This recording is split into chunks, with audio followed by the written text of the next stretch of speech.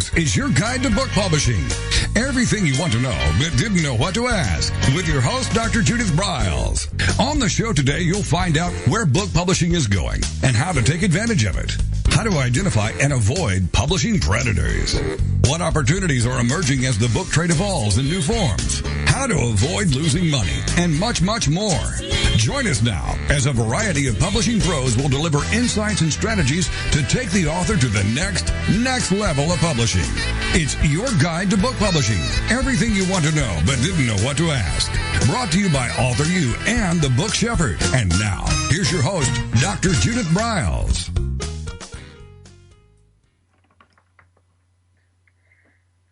Well, top of the day to everybody. We have a fabulous show. One of our sponsors, which I've been doing for the last month and a half. We've just been featuring them because they're so rich with information, and we've had a lot of fun. With me today, we're actually revisiting some issues involved in the design area, which is always critical. And we're going to be doing a deep dive with Michele DeFlippo, who is the owner, creator, visionary of 1106 Design. So we're excited about that because Michele does a lot of terrific books out there, and she'll take them from infancy until they come out. So it's a Phoenix-based company. They do cover design, interior design, layout. They can help with editing, and really a lot of good indie publishing advice and hand-holding, which is really critical. And I'm thrilled to say that Michele also partners with me on Monday mornings, depending upon which part of the coast you're on. It's in the morning time if you're in the Mountain Central area and Pacific, but it's noon in Eastern, where we do author mentoring Mondays. So her free ebook, Publish Like the Pros, a brief guide to quality and self-publishing, is available on the 1106design.com site. And so with that, let's just jump in. Hi, Michele. How are you? Oh, hi, Judith. Thank you so much for having me today. I'm really looking forward to talking to you, and I know you'll come forth with questions that a lot of people ask, and I will be happy to jump in and help to answer them. Oh, I'm their conscious sometimes. You know, I get to do those kind of things and really dig up. Well, let's just kind of go on. What are some of the new trends that you see in layout that wasn't really around even a year ago? Anything new there?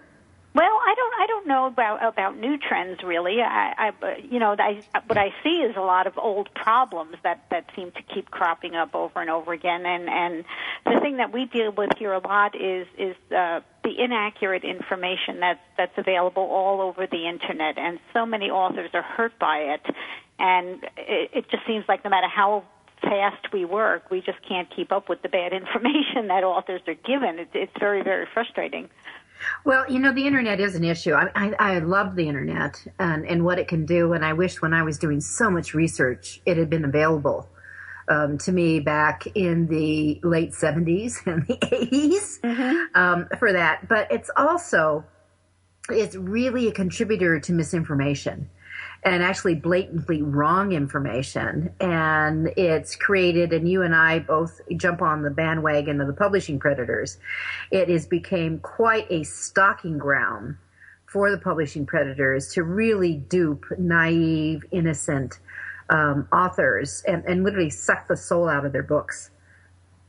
Yes, and it's a shame because these authors work very hard to write the book. They work for years sometimes to get the text down, and then they find a predator online who just tells them to design the book themselves, lay out their own cover, use the template, it's good enough. And of course then they wind up producing a book that doesn't look anything like it should, and it doesn't get the reviews it should, because people aren't attracted to it in the first place, or if they do buy it, it doesn't read well, and it isn't easy to read because the text is not properly designed, and so it's just a shame all around. Exactly. So it's how do we can avoid it? So what are some of let's get into these problems then. Let's do this a redirect here then. That if you were to name the top 3 problems that you consistently see, what are they?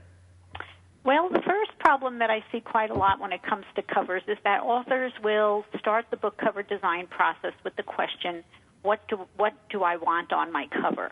And that would be fine if you were only going to sell the book to yourself, but you want to sell the book to a lot of other people. So the correct question is, what do my buyers want? And if you start the book cover design process with that question and a couple of others that I can go into, then your cover is going to be on target. It's going to appeal to the people who you want to buy your book. It's going to appeal to the people who need your book.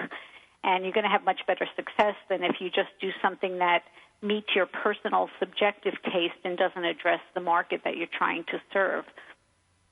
And it also ties back into what I talk about, Michelle, all the time, is who is your buyer? Right. And it's not your mother, and it's not your sister or your brother or your uncle, although they will buy probably a book for you to support you, but it's really who you are writing the book for. That's correct. And what people need to remember is that a book cover is really a package. And as far as our buyers are concerned, it's no different than any other retail package, a cereal box, a shampoo bottle, whatever the case may be. When the buyer approaches your book cover, they have one question in mind, and that is, what's in it for me? Is it going to solve my problem? Yeah. Yes. And I hope it does. And of course, and again, I always say this for our fiction people, that the problem is that they're looking for entertainment. They're looking for escapism. So will your book solve that problem? And it does. And, you know, we were one of our members in Author U, Distant, we do a mastermind on Monday evenings, and he called in and showed up. We all went and looked at his book cover. And it was really awful, and that it has a common problem that I see, and I'm sure you've seen it with some of the DIYs that come in, the do-it-yourselfs, that it had every image possible on it without any one single, if you're going to use the image, to really suck in the potential buyer of the book. And it just looked like someone got out a bunch of clip art and dropped it in. Yeah, that is a big problem with DIY covers, and now, as you see online too, in the Author U group and other places, now we've got people who have done terrible DIY covers teaching other people to do terrible DIY covers, and this whole false narrative that the cover should be designed by the author is taking on a life of its own. And it's even harder now for people who do professional work, and there are many, many good designers, as you know. It's harder for us to break through. And now I was attacked last week online for suggesting that someone should actually buy a book cover. So it's like, how did we get there? How did we get here? I don't quite understand. Or not pay more than $5, because of the Fiverr issue. And you know, that's one of the things. I had a discussion with someone earlier today who had minimal dollars. And I says, well, here's where you're going to spend them. 1, you're going to get editing done. Number 2, you're going to get a professional cover designer and interior layout done. Then you can go to CreateSpace or whatever it is you're going to do to keep the rest of the cost down. But you've got to have those 3 elements, in my opinion. Mm-hmm. So... Well, and the reason for that is because buyers deserve value for their money, and we have to give them what they deserve for their money. Mm-hmm. And that's true. All right, so let's. The critical question is that you said is that to always ask what the buyer wants, not what you want. All right. What other critical questions are in the problem arena? Well, when we get a new customer in here, we ask 2 additional questions, and one of them is, who are you trying to attract, and what are you selling? Not necessarily in that order. Maybe what you're selling can come first. You have to determine that before you can even begin to think about what the cover should look like. For example, if you're selling entertainment, if you've written a novel, then the cover is going to look a lot different than if you're selling a diet book, information. Exactly. Mm-hmm. Mm-hmm. So, and then there's a third option. If you're selling yourself, if you're a consultant or a speaker, and you are the product, then your book cover would be designed in a different way still. So right out of the box, you've got to figure out what you're selling, and then you figure out, who am I selling it to? What do they expect to see when they shop for a book of this type? And to answer that question, we just go to the bestsellers on Amazon, and we look at the close market matches to see what the book covers, what contemporary book covers in this category look like. Because if you don't do that, if you just sit at the table and you design something that you like based on your own imagination, and then you put that book cover up there, Amazon is going to show the bestsellers next to your book. And you're taking a really big risk there that your book is going to look so different and so strange that buyers will think it's risky and they won't take a chance on it. So one of the things you talk about when you're talking about overall cover design, I've heard you say this before, and I'd love to have you go into it, is the question of how should it work? Along with what is the book cover and how should it look?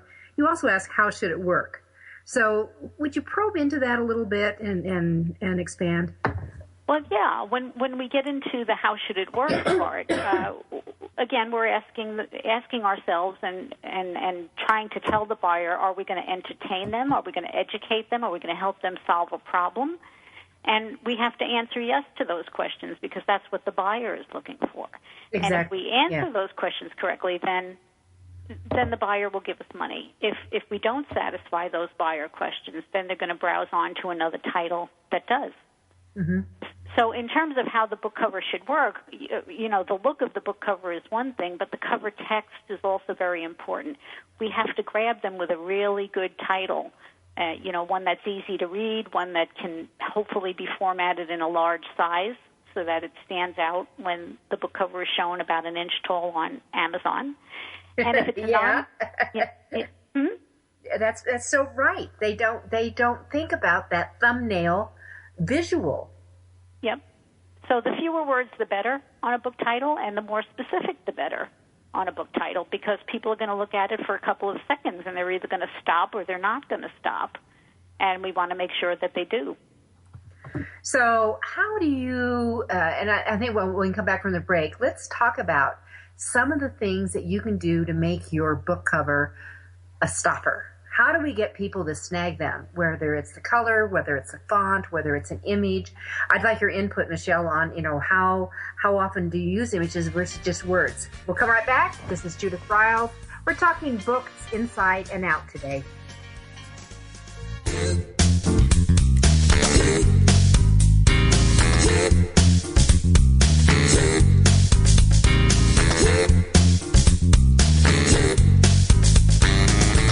This is your guide to book publishing.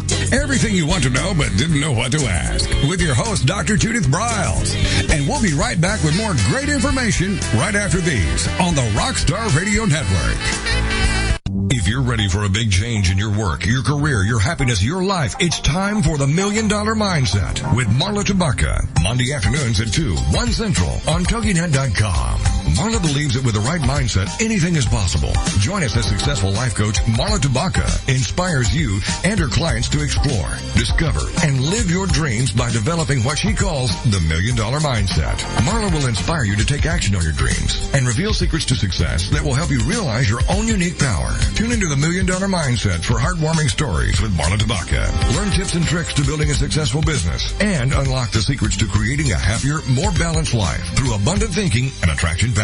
For more information on the $1 Million Mindset, go to our website, marlatabaka.com.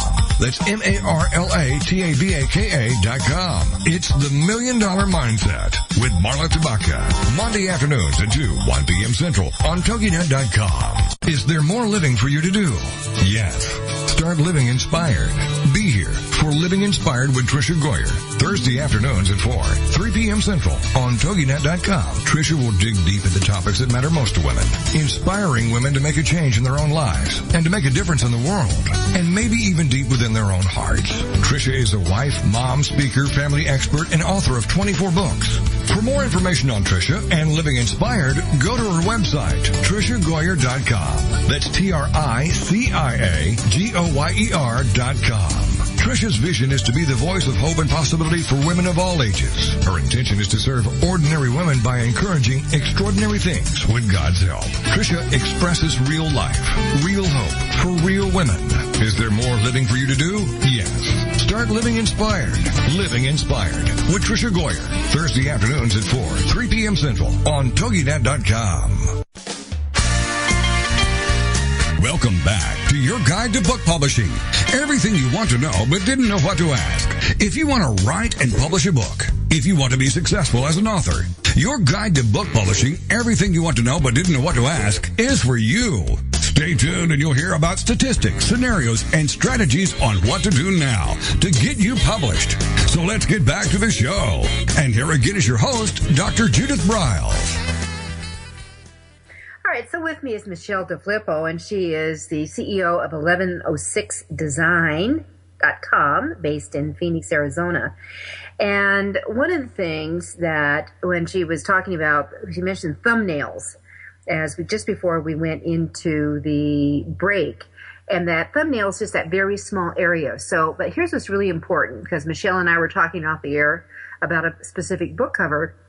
There are all kinds of images on this cover, and when they're reduced to that 1-inch size, you would think there were ants on this cover. You can hardly tell what some of these things are. So it's really smart, I think, that when you're looking at sample covers, Michele, correct me or add to, that you actually look at them at a fraction of 100%. So that's right. That's right. Because a book cover is really a billboard, or you should think of it as a billboard, because people are literally whizzing by just like they are in traffic. So the fewer words that you have, something has to grab their eye first. Now, depending on the layout, it can be the title or it can be the image. Or one or the other can dominate, or you can have a design where both the picture and the title are equally important and they're taken in together. That's okay too, but the important thing is not to make the cover too busy. And trying to get the whole message, the whole story on the cover is a typical beginner mistake. Yeah. And that's what we see, as you know, with a lot of DIY covers, including the one we were just talking about. And sometimes, and people don't understand, too, the role that typography plays in a book cover. Designers study quite a bit about typography and how to make it look just so, and how to space it, and what fonts to choose, and how to arrange the fonts on a book cover. It's not just a matter of typing in a word in your favorite font.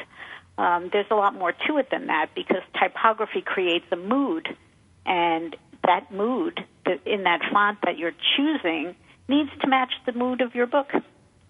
And if it doesn't, you send a message that's kind of a disconnected message then.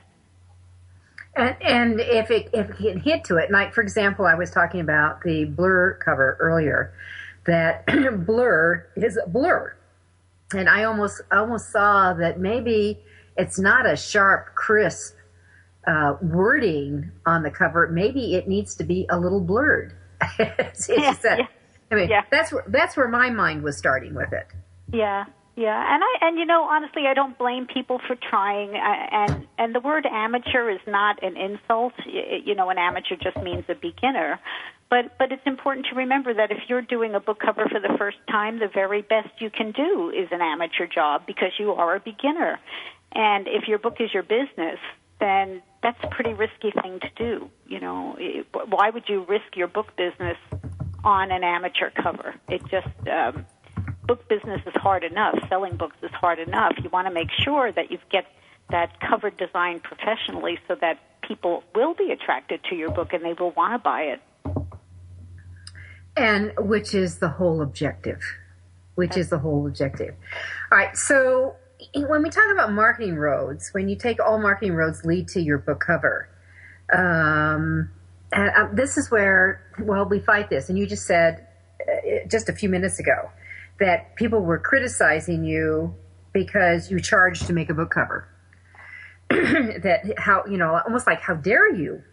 Yeah, it's amazing. And I have to imagine, what planet are they on? But there you go.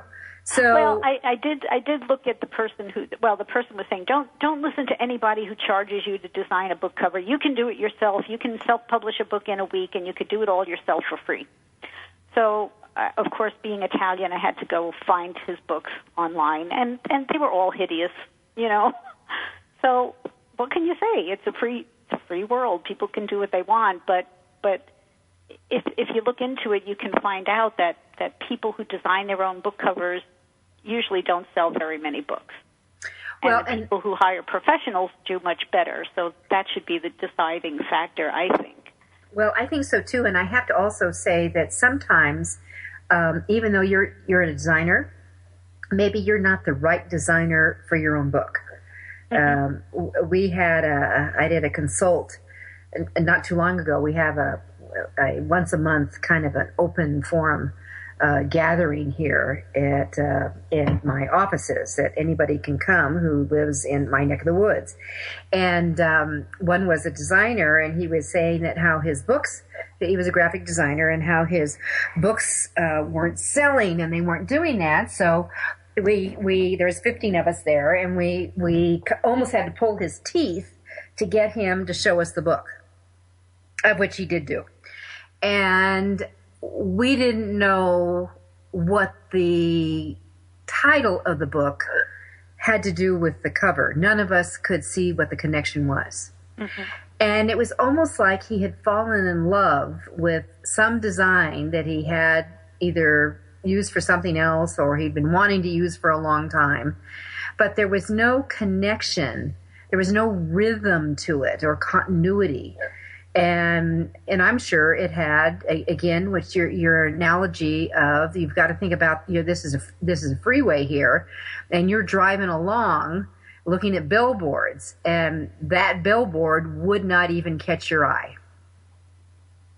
Yeah, that's correct. And we see book covers that were designed by graphic designers all the time, and they may be very talented in terms of making brochures or annual reports or anything like that, but book covers are different. They have to have a certain look, and it's very hard to describe. It's kind of like a good suit. You know it when you see it. Mm-hmm. And there's just a certain something that makes a book cover look like a book cover, and people who design brochures and other things just, need more practice before they can capture that look. Well, there is an art to a book cover, and I'll tell all our listeners. I had a situation with a client many years ago, who had gone through, actually had a cover done, and had been referred to the layout person, and all those things, and her husband said, well, wait a minute. I know we do printing. We do layout. I mean, we have a corporate report we have to do, annual report that's very fancy, and we spend a lot of money. And, that person could be a great book layout person for you. And we print our corporate reports, and, we can handle all the printing. You don't need to go to a book printer. Of course our printer can handle it. Mm-hmm. That conversation with his wife, where she went along with it, ended up costing her $15,000. Mm-hmm. Because that there is, as you said, a distinct difference between laying out a corporate brochure and laying out an annual report than doing a book. Well, go ahead. And the paper, just finishing that, and the paper that they printed it on was, and this was a workbook. This book was a family workbook to use, that they printed it all on, guess what? Glossy paper that they used in annual reports. Mm. You don't write well on glossy paper. Yeah. And it was a disaster. It was a disaster. I'm really sorry when I hear stories like that. But what you just said highlights the issue that people do what they know best. So those people, with the very best of intentions, gave her what they thought would work. But they gave her their experience in other areas. They didn't have the experience in the book world to make the decisions that would be appropriate for making a real book that looks like it was published out of New York publisher. Well, and that goes back to, so one of the things, how do you measure up people? How do you choose people to edit your books, to design your books, to do your indexing if that's going to be called for, how to do the cover, the exterior. How about doing illustrations or any other the components that can make a book magical besides your words? And one of my criteria is I want them to be doing what they claim they're a professional at doing for at least 5 years. That is one of my criteria. Right. And anytime I have violated it, I've always gotten in deep doo-doo. Anytime I've gone off because someone said, oh yeah, no, this will be really good. And, you know, they really know what they're doing. Or maybe you want to help your nephew Charlie because he's new in the business and do something.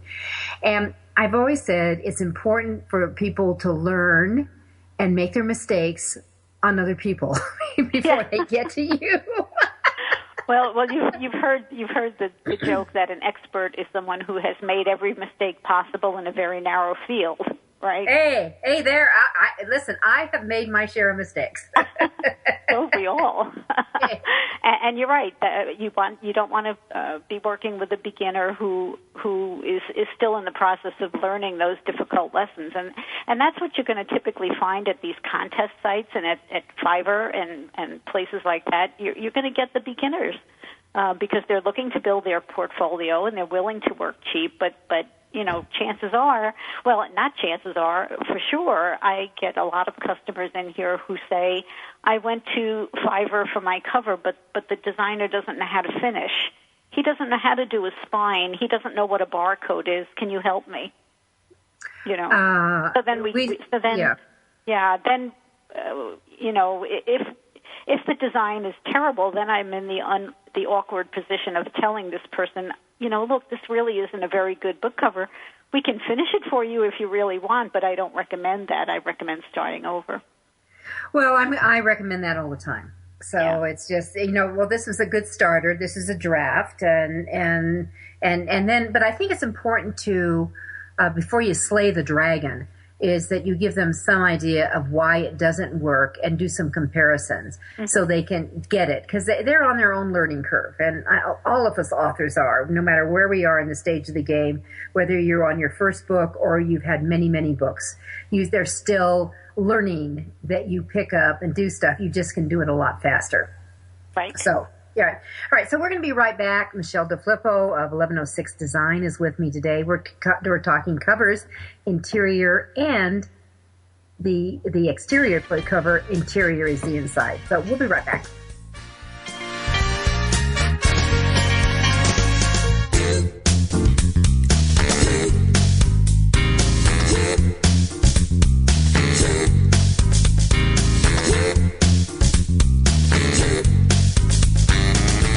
This is your guide to book publishing. Everything you want to know but didn't know what to ask. With your host, Dr. Judith Briles. And we'll be right back with more great information right after these on the Rockstar Radio Network. Is there more living for you to do? Yes. Start living inspired. Be here for Living Inspired with Tricia Goyer, Thursday afternoons at 4, 3 p.m. Central on TogiNet.com. Tricia will dig deep into topics that matter most to women, inspiring women to make a change in their own lives and to make a difference in the world, and maybe even deep within their own hearts. Tricia is a wife, mom, speaker, family expert, and author of 24 books. For more information on Tricia and Living Inspired, go to her website, TriciaGoyer.com. That's TriciaGoyer.com.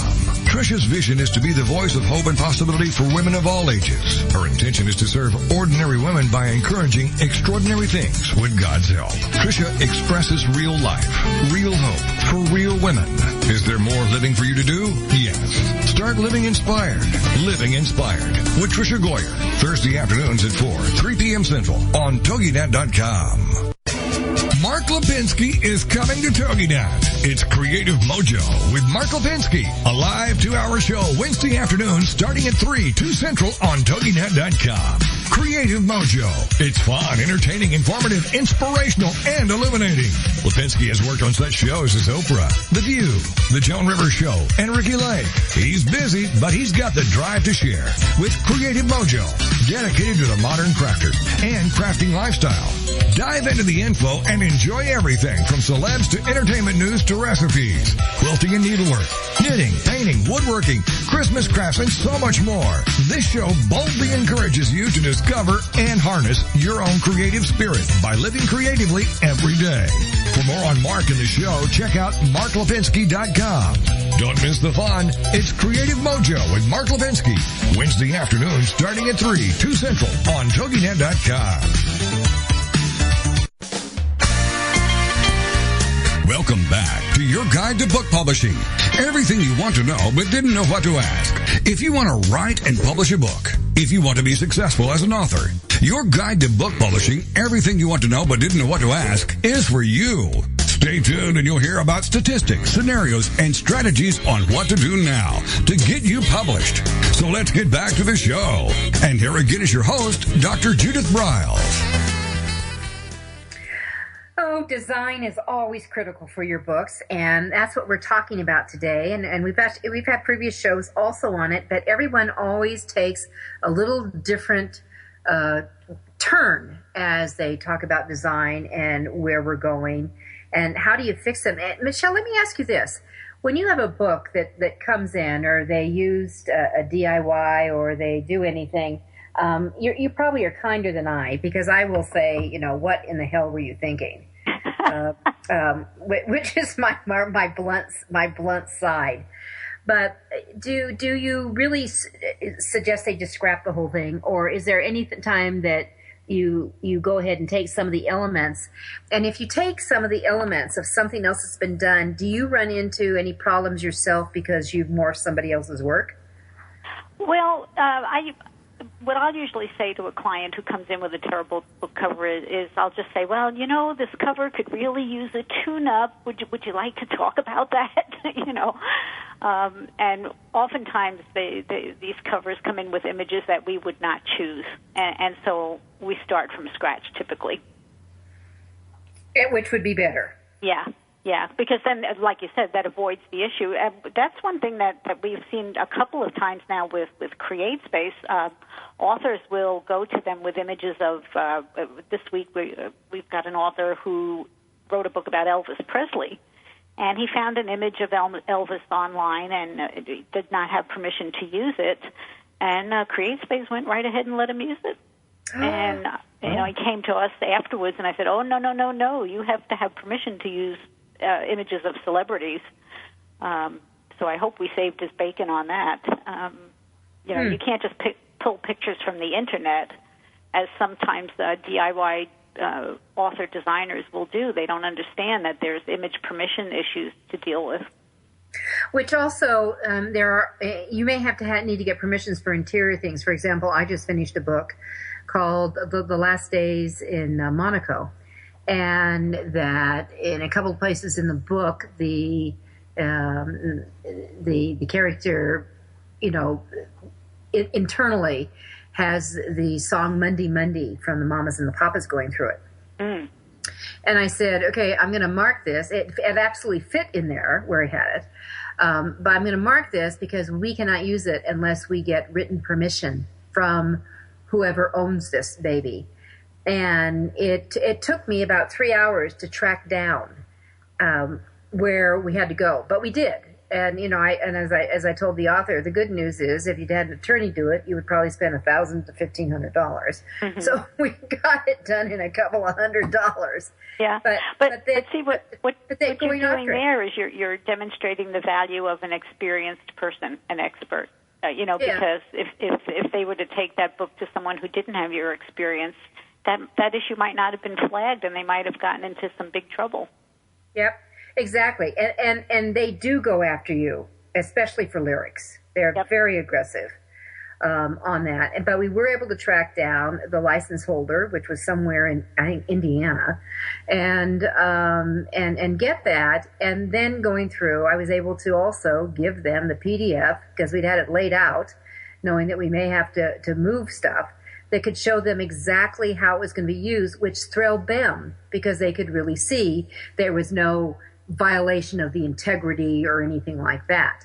And we were able to get, because the way we did it, the usage at a very nominal fee. That's good. Yeah. So see, sometimes an expert, not only the cost of an expert can be more than offset by the trouble they keep you out of and the money they save you. That no truer statement exists, I think. Kind of like an accountant, right? Yeah, we all go to accountants to keep us out of tax trouble. It's the same thing with book design and editing. Mm-hmm, exactly. So you have on the, let's jump over the interior of the book. We've been talking about the cover a little bit. But wait a minute. Before we leave there, let's talk about the spine. Mm-hmm. Because I personally think the spine's really important. And I remember writing a blog. It asked, "Is your spine, a Tesla, or is it a Ford Escort or something like that?" I can't remember, but is it I love to see spines that really pop and are different because that's the way in a bookstore you usually see a book. That's right, and the spine should be all about readability. Anything that will grab the eye, color bars, bright type, big type, if you can. If the spine is wide enough to do something interesting. Unfortunately, books, and I know you've probably seen this too. Books are getting shorter, so it's not unusual now to have a book spine that's 1/4 of an inch wide. And there's not much that anybody can do with that. We do what we can in terms of making some of the type brighter or as large as possible. But if you don't have much room to work with, it's tough to make the spine interesting. Well, that's really true. So sometimes you can just take, if you've got some kind of little catchy image anywhere within the book, whether it's the cover, the back, or wherever, you could use it. One of the things that we kind of like to do, or especially children's book. If there's one of the images from one of the drawings internally, is that I like to bring it out on the spine, like between the title and the author's name or something. So a little separation, but it's a little bit different. Mm-hmm. And do those things. All right, so let's jump over to the interior. You are well known. There's a couple of things that we should never do into laying out a book. What are some of those things? Well, the first thing that I would say is that you should never, ever lay out your book in Microsoft Word. It's not the program that's designed to create the quality type that you need to have if you're composing book pages. Now, this is another area where the advice all over the Internet is to lay out your own book and use Microsoft Word. But that's not what professional publishers do. That's not what professional designers do, and for very good reason, because a page layout, there is a whole field of book typography that is becoming forgotten in the vast jungles of the Internet. When we work for a small press, we do maybe 14 or 15 different samples of a book interior before we settle on exactly what that book interior is going to look like. And the things we change, if you were to make a list of them, they sound absolutely ridiculous. We might make the type size 1/4 of a point smaller. We might increase the line spacing by just the tiniest amount. But when you pay attention to details like that, it makes a huge difference in how readable that book is. And I know we've all picked up a book, and for some reason it's just hard to read, and you find out that your eyes are getting tired as you read. That's the role of good book typography. It's not about just setting margins or choosing a typeface. It's about composing that type in such a skillful way that the spacing is very even and that it doesn't distract the reader from your writing. And a whole lot of effort goes into that. And people need to understand effort is huge. And whether it's InDesign or Quark, or which are the two big ones, aren't they, for layout? Yeah, pretty much InDesign is taking over the market, I think. That's what we use. Mm-hmm.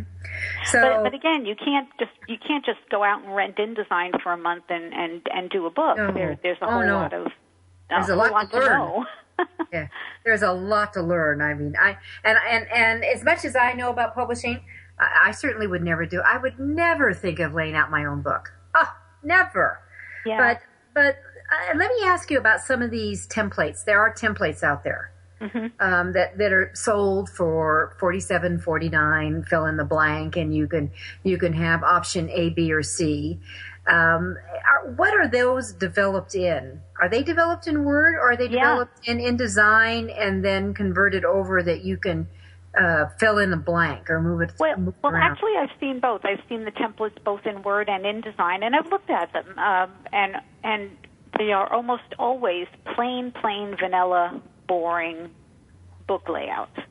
And the reason for that is because the person who created them either isn't a book designer, or if they are a book designer, they know that they can't give someone who's not experienced a template that's too difficult to work with, or that's beyond their ability to work with. So they're keeping it very, very simple. Unfortunately, that's very, very boring. Mm-hmm. You know, you've mentioned several times, Michele, some of the rules of topography. Mm-hmm. So what are some of those rules? Well, probably the biggest issue in book typography is an issue called the color of the type. And this is sort of hard to explain because people ask me, well, what do you mean color? The text in a book is black and white. And that's true, but depending on how you space the words and space the lines, a paragraph of black and white type can look darker or lighter than the surrounding paragraph, okay? Mm-hmm. So if you're working on paragraphs, you want all of the paragraphs on a page to be the same color.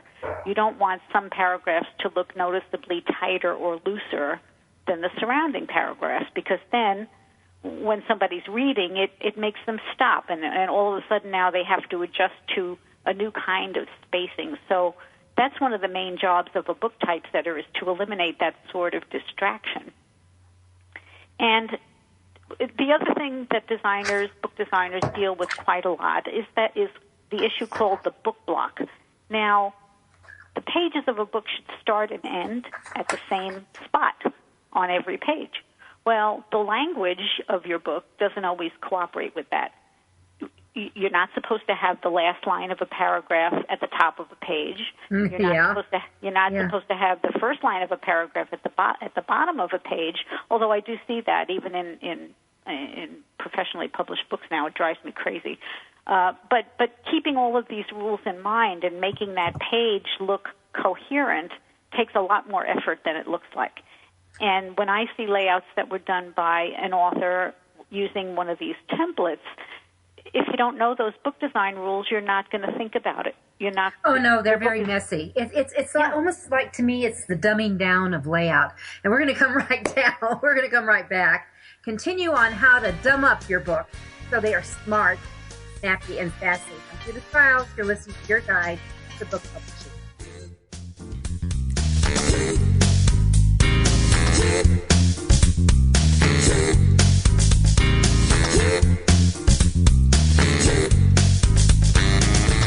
This is your guide to book publishing. Everything you want to know but didn't know what to ask. With your host, Dr. Judith Briles.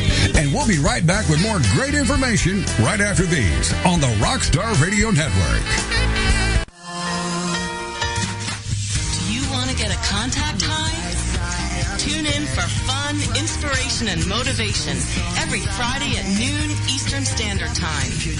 Learn how to maximize your mojo and just say no to the status quo. Get inspired and motivated by a fun-loving coach who knows what it's like to get through this thing called life. With your High on Life coach, Audra Irwin, each Friday at 11 a.m. Central Standard Time and 12 noon Eastern.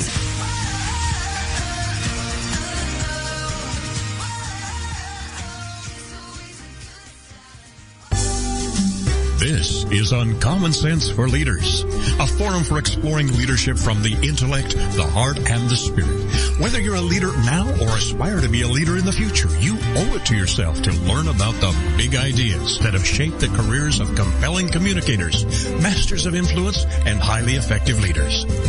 Uncommon Sense for Leaders. Tune in to hear thought-provoking ideas on every aspect of leadership. You can expect dynamic discussions with special guests, quick tips you can apply immediately for better results, and the tools you need to take you from where you are to where you want to be as a leader. Are you ready to crack the code for achieving unprecedented results? Then join the host for Uncommon Sense for Leaders, Catherine Carlisi, every Wednesday at 3 p.m. Eastern Standard Time, right here on the All Business Radio Network.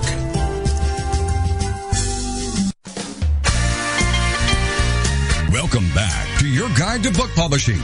Everything you want to know but didn't know what to ask. If you want to write and publish a book, if you want to be successful as an author, your guide to book publishing, everything you want to know but didn't know what to ask, is for you. Stay tuned and you'll hear about statistics, scenarios, and strategies on what to do now to get you published. So let's get back to the show. And here again is your host, Dr. Judith Briles. So with me is Michele DeFlippo, and she has 1106design.com. It's a Phoenix-based company that offers cover design, interior design, layout, manuscript editing, and lots more to help you as a self or an indie publishing venture really shine and be able to compete with the big boys' books out there.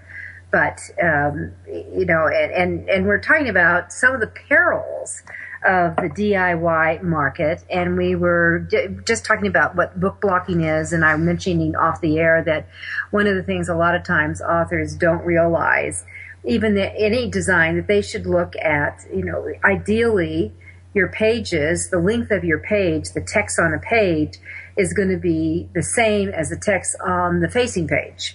That faces it. Now, there are certainly situations where it's going to come up short, but you don't want to have it variation on every page. Isn't that correct, Michele? That's correct. The facing pages should end on the same line, and of course the text doesn't always cooperate with that. So that's when you have to go back and start making adjustments. But those adjustments, again, like I was talking about the color of the type, those adjustments have to be done with a very light touch because you don't want the text to be distracting to the reader. So, we try to avoid having what we call a paragraph widow, which is one word as the last line of a paragraph. We don't want the word it, for example, to be on a line by itself. And so we might tighten the type in that paragraph just a little bit to bring up that word and make it, just look better than having a short word as the last line. And that's what typesetters do. We don't, when these people that make templates tell you, all you have to do is buy my template and flow in the text. Well, I wish it was that easy. We don't just flow in the text. We pore over every paragraph. We look at every page, every line, every word, and we craft that text so that it looks like a book put out by a major publisher. Now, sometimes what authors will do is they will look at the layout that they did in Word, and to them it looks fine. But I would like to give everybody a homework assignment and say, take your printed out template pages and put them side by side with a hardcover book put out by a major publisher. And I know you will see the difference. I know you will. And you'll see it in a lot of ways as you go back and forth, which is a good exercise for all of us to do that. And doing things. The other thing is, it's really important to realize if you do have any kind of art on a page, whether it's an illustration, whether it's a sidebar, whether it's a call out or photography or anything, image, that once you start, when you drop those in or you decide to move them around, it changes the whole nature of a chapter. And you may end up redoing the whole chapter all over again. And a lot of people don't realize that. Yeah, people don't realize how long it takes to correct a book. They think, adding a sentence here or there is as quick and easy as adding that same sentence in Word, but it does make the text of the chapter reflow, and so that means you have to go back and you have to rebalance all of those page bottoms and make sure that the things that you fixed before don't need to be refixed in a different way to accommodate that new text. So it does take a while. I think one of the misnomers out here, Michele, is I think a lot of people think when they engage an interior designer that they think that interior designer is also an editor. Or they will think that, oh, you're going to read my book. I had this discussion. Well, of course you're going to read my book before you lay it out. And I remember saying to her, I said, what makes you think that she is going to read your book? well, how can you lay out my book if you don't read the whole thing? And I said, it done every day. Yeah, well, we don't read the book. We get familiar with it, so we can think of appropriate ways to design it. But we don't read every word, and we don't read every word while we're typesetting it either. That's the job of a proofreader, and why I always recommend a final proofreading after that layout is done. Mm-hmm. Oh yeah, it makes a difference. In fact, well, I have a couple people on our staff that does that, but I also know that the thing that I do, and as I'm sitting before I finally sign off the book to go to the printer, is I'm going through doing exactly what you're talking about, looking for, do we have a diagonal line here? Do we have too many hyphens on a page? I kind of have a rule that I'd like to see max 3 hyphens on a page, better yet, less. But what I do not want to see is a couple of hyphens in a paragraph. And it gets really sloppy. And you can work on that, whether you have to tighten a line, as you said, or sometimes you have to substitute another word in. It's just not going to work. But it gets ugly. Hyphens can become very ugly if you've got too many of them, at least for me. Well, yeah, because they actually function as little stop signs. So every time you stop the reader, you're making them not understand your text as well as they should. So that's also the function of good book typesetting. Mm-hmm. Exactly. So when a booksetter can tell me that, I don't worry about this one because it's a hard hyphen, and a hard break, meaning it's already a hyphenated word, which makes it really easy for you. Yes, that's one of the rules. Actually, you don't hyphenate a compound word. Yeah, and there you go. All right, so what are some of the other, we've got about, I guess about 10 minutes here. Not even 10 minutes, about 7 minutes. What are some of the other do's, and maybe let's just say, let's go into a couple more of the don'ts, and then let's flow through some do's. Okay, well, in addition to the spacing issues I talked about, some of the other don'ts are, then you can get into the finer points. For example, when you set some type in the style known as caps and small caps, well, then you want to make sure that those are spaced just a little bit more loosely than the rest of the type on the line, because otherwise they can look too tight. And that, again, is a distraction. It makes those words look darker than the surrounding words. So, we go in and we look at the settings for things like that. And basically, we just try to pay attention to any little thing that might create a distraction for the reader and try to banish it and make sure it doesn't happen. One thing that I see quite a bit when authors come to me with their homemade layouts is that their page count is much, much higher than it would be if it was professionally typeset. And so that's a consideration, too. You may be saving money by doing your own layout, but you're going to pay extra to print every single book. And so some of those savings are going to get pulled back from you in invisible ways. All right, and that's important to know. I think that's actually critical in that. All right, so and then so we've got spacing issues to deal with. We're dealing with we've got longer pages, and I remember saying on the air the other day on our open mic session on Mondays that you can actually use a smaller font if you're trying to save pages. And, I really thought about that because I have actually a book that I goosed up just a half point, the font on one of my books. And I had people thank me for doing that, that they could read it. So I think it's really important that you don't want your book to read like an old telephone book.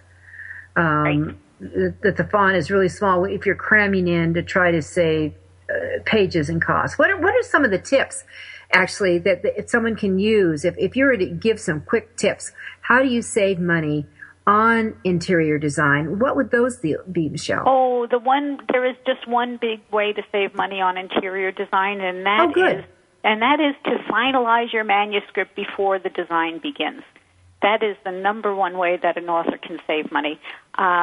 You go through this too, I know, Judith, where there's so many changes after the layout which takes a lot of time to implement. But it's all completely avoidable if the author would just read that manuscript and correct every possible thing before the formatting begins. Don't send us a draft. Send us the final, because once that formatting begins, then corrections take a lot more time. And sometimes, Michele, that happens when they start letting people read it, other people read it, or they start listening to too many outside voices, and they forget their own. Yeah, I tell my clients, don't ever let your friends and family read the layout. Let them read the manuscript and implement all their changes first. Show them the layout if you want to before it goes to the printer, but that's not the time to make changes. No, it becomes minor, and it's very costly. And I actually have seen a couple of books, really, they had to end up throwing it out and starting all over again because of all the dramatic changes that went on. Yeah, and that's a real shame, because it destroys the schedule, especially if they've got events planned or promotions planned. It just makes a mess of everything. Yeah, exactly.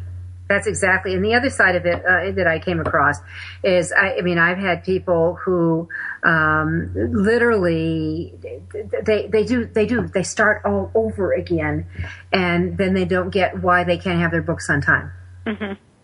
So it's sad. All right. So we have just about another minute here. So how about one final tip? One final tip. I guess I would, if I could rub a magic lamp and make a wish, I would say, please listen to your book designer when they make suggestions, and please understand that your book designer is trying to create a beautiful book for you.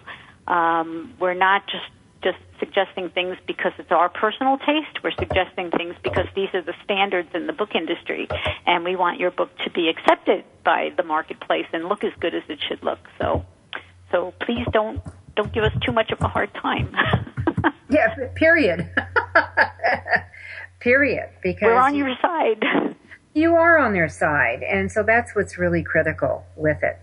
All right, so that's where we are. Book design, we've got covers, we've got the interior, and they all go together, and they make the perfect sandwich when you create it with the right stuff, the right ingredients, and you've got all the components in that designer in play who gets both you. I think it's important that they get you, what your vision is, and they truly do get the book, because that's how they can bring their expertise to make it all shine. So with that said, Michele DeFlippo, thank you so much for being with us today. Thank you, Judith. I appreciate the opportunity. All right. All right, everyone. The Draft a Dream book competition is still open. And if there's a book in you, Michele will be one of the designers on the grand prize. She's going to be designing your book and your cover for you. Go to authoru.org. Get all the information. Just click on the Draft a Dream. This is Judith Briles. We'll be with you next week.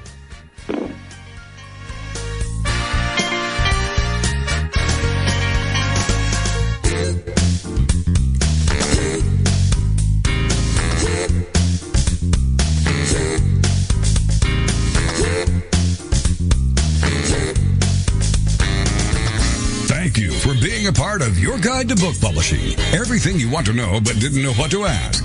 With your host, Dr. Judith Briles. Each week, a variety of publishing pros will deliver insights and strategies to take you, the author, to the next level.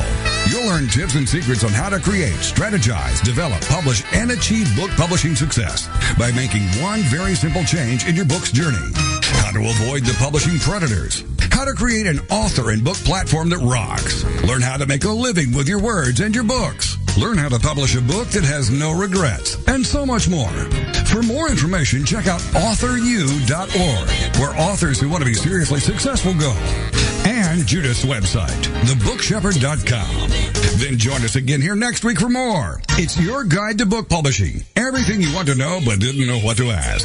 With your host, Dr. Judith Briles. Brought to you by Author U and the Book Shepherd. Thursday evenings at 6 p.m. Eastern, 3 p.m. Pacific on the Rockstar Radio Network.